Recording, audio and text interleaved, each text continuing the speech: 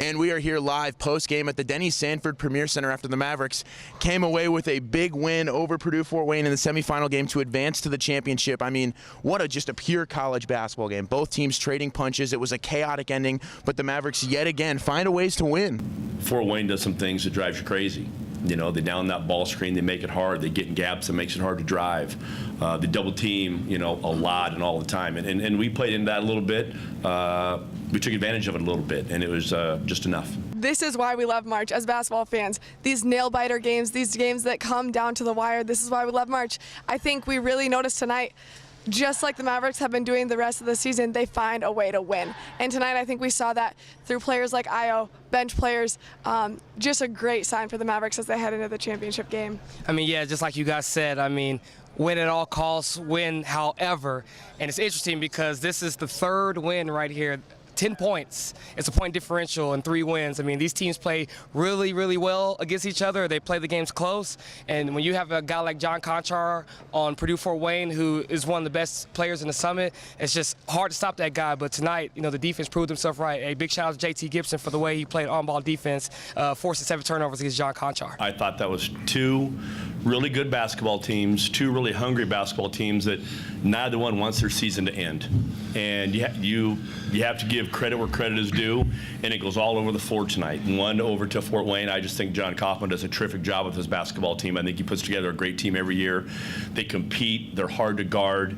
They're hard-nosed. They have great players. You know, John Conchar's just been a bear for us for 4 years. We're fortunate he missed 1 at the end, but I thought we did a good job of pressuring him.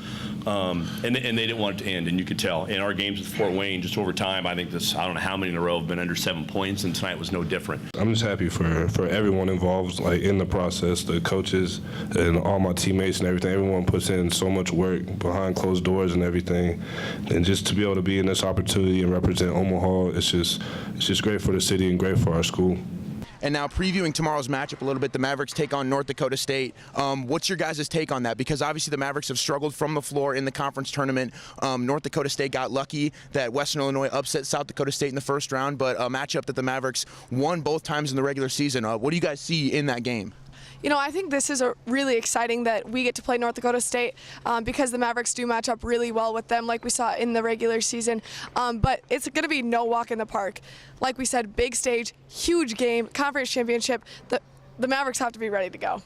Yeah, I mean, just because we're not playing South Dakota State doesn't mean that this team is not formidable. I mean, they're going to play us hard. We had to come back against North Dakota State at North Dakota State this season when we were down and we didn't shoot well. But as we said before, we just found ways to win. And on top of that, they're a really good three-point shooting team, and we've proven that we can guard the perimeter tomorrow more than any other night. It's a night we really need to desperately guard the perimeter and stop the three-point shooter of North Dakota State. This is something me and Zach have talked about ever since the missed shot 2 years ago.